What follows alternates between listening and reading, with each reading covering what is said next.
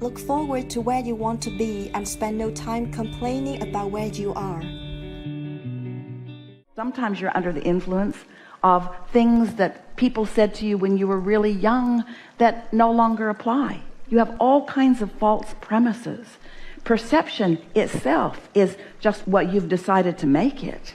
We're going to tell you a quick story talking about perspective. Really going to like this. So Esther has a house and a guest house in Southern California. And she returned there and sat at her desk, which is in her living room, and was working. And she looked up. She hadn't been there in months. She looked up to look out at where the ocean is, but she couldn't see the ocean because the rains had been more this year. The bushes had grown out, and she was obscuring her own ocean view with her own bushes, which she thinks is funny because she's always trimming her trees for the neighbors behind her, and now she's blocked her own ocean view, unaware of it. So the gardeners came that day, and she said to them, would you please trim these bushes along this fence line because I can't see the ocean from my desk? And they said, yes, we will. And then they said, how much do you want them trimmed? And Esther said, way back. Just get them back there against the fence so I have a clear view like I used to. And then they said, well, there's something else down in the ravine that is part of the obstruction of your view. And Esther said, well, I own half of the ravine, somebody else owns the other half, so just don't cut anything that's not on my half of the ravine, but thank you very much. And they said, we'll get your view back. And Esther said, that's great. So a friend picked her up for lunch. They went off for lunch. Then they went shopping. And when they came back, Esther walked across the deck and she looked out. Oh, boy, was that view back. It was so beautiful. Then she looked out across the way and she saw two rather large tree stumps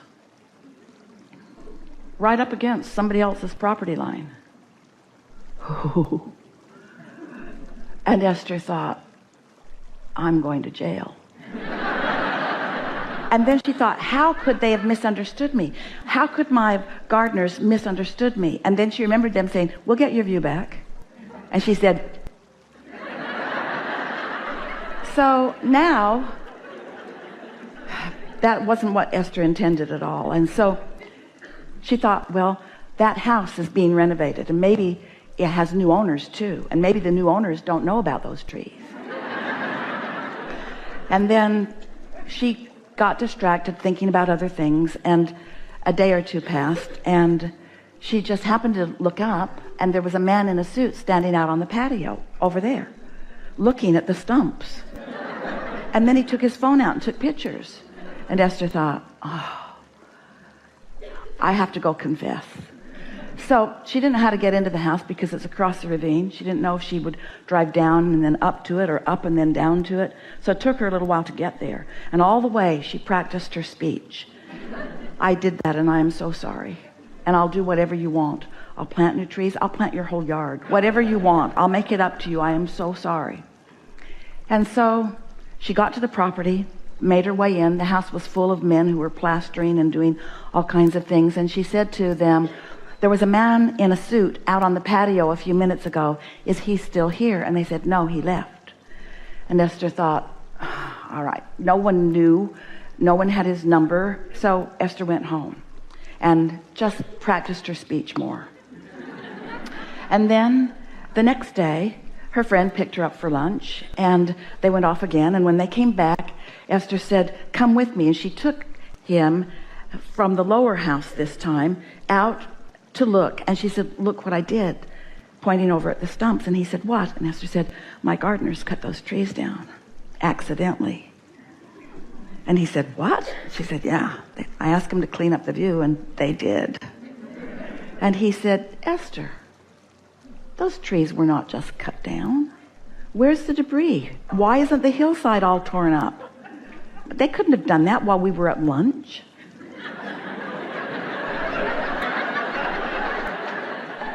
And so they walked out to the edge of the canyon and looked down, and up closer to Esther's upper house, there was a little tree that had been all cut down. All the pieces were just laying all down around it.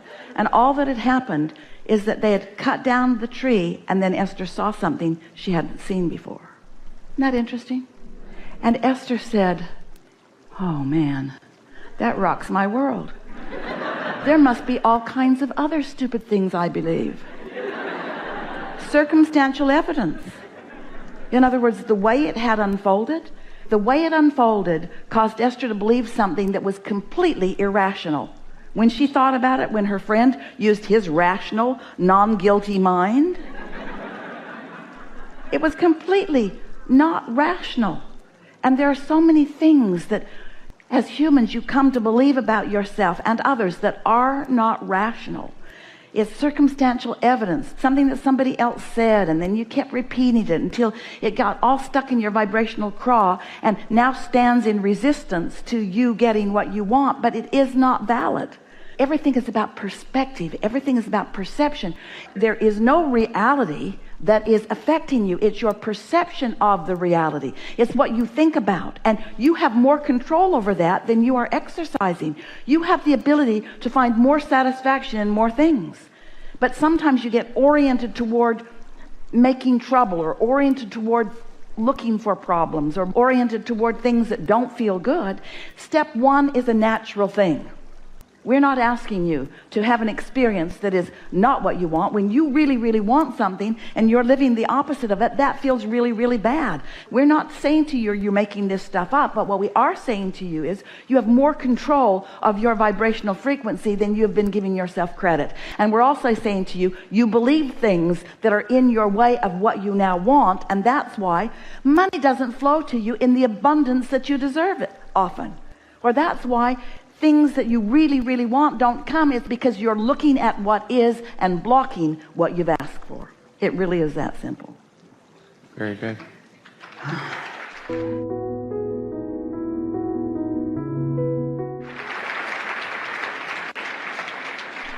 So how about that?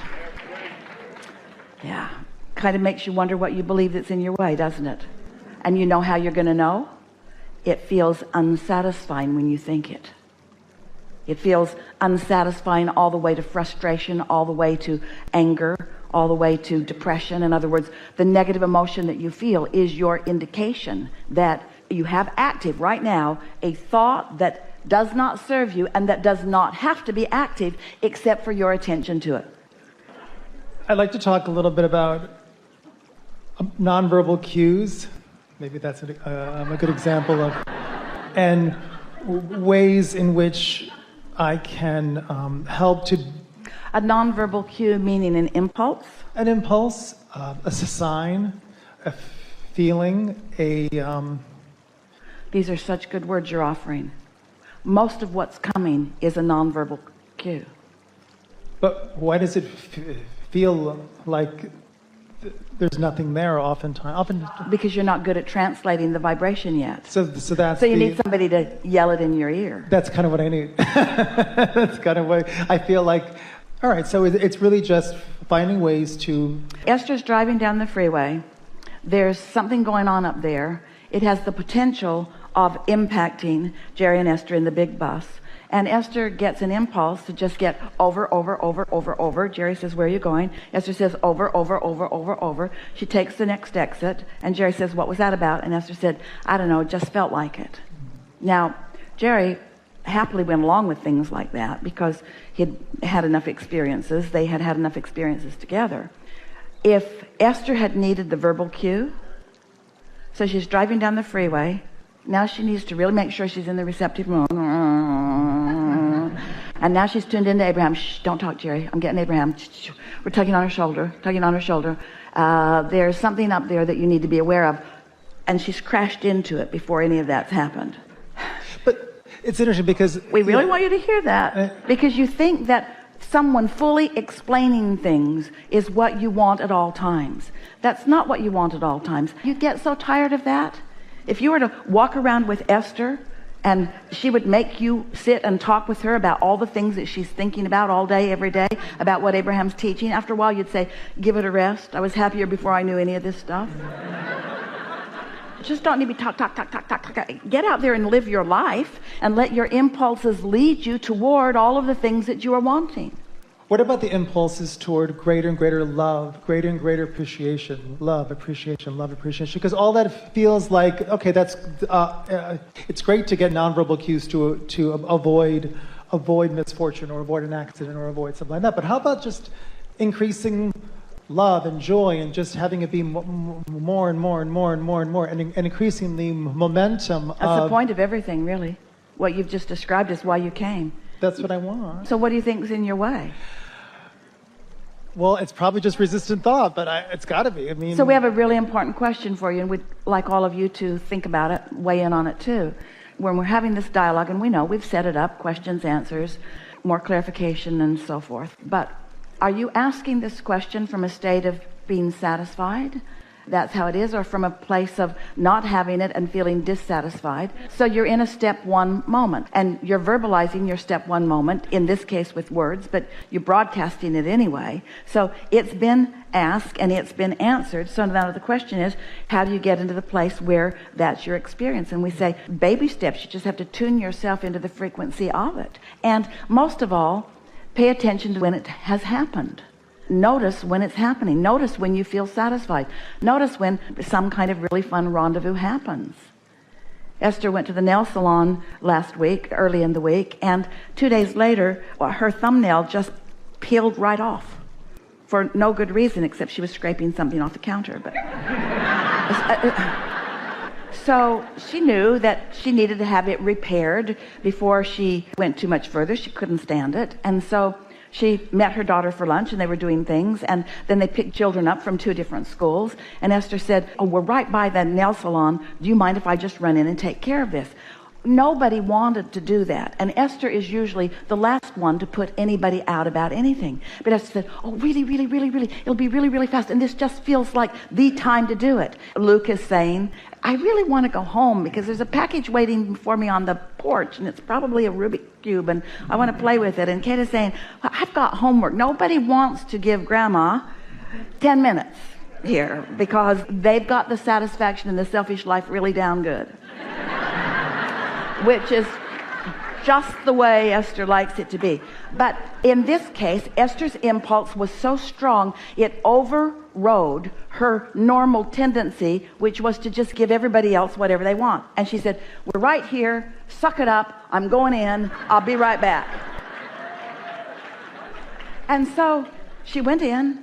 The woman who had done her nail was free. She said, sit down. Yes, of course I will. She took Esther's thumb. They're having a little bit of fun, and she's saying, do you need anything else? No, just that, just that, just that, just do that, just do that, and do it fast. Do it as fast as you can. I've got restless people waiting for me. Do that, do that, do that. And so she's playing, and then after about 5 minutes, the woman sitting next to her couldn't take it anymore. She said, I know who you are. And I can't believe this. I have been asking for a sign. And Esther said, okay, law of attraction is real, okay? It's a real thing.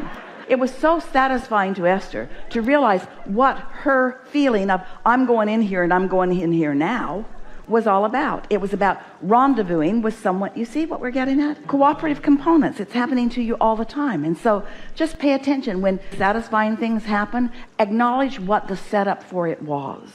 Acknowledge that for whatever reason, you were in a place you had accomplished a satisfying vibrational atmosphere in which this new thing could be realized, not revealed. See anything that you think you would like to be in your life experience, see yourself collecting that data in a sort of metal bank, and then when you go into your workshop, you can begin assimilating that data, and as you do so, you will prepare a picture of yourself from which you will begin attracting into your experience the essence of that which has been pleasing you.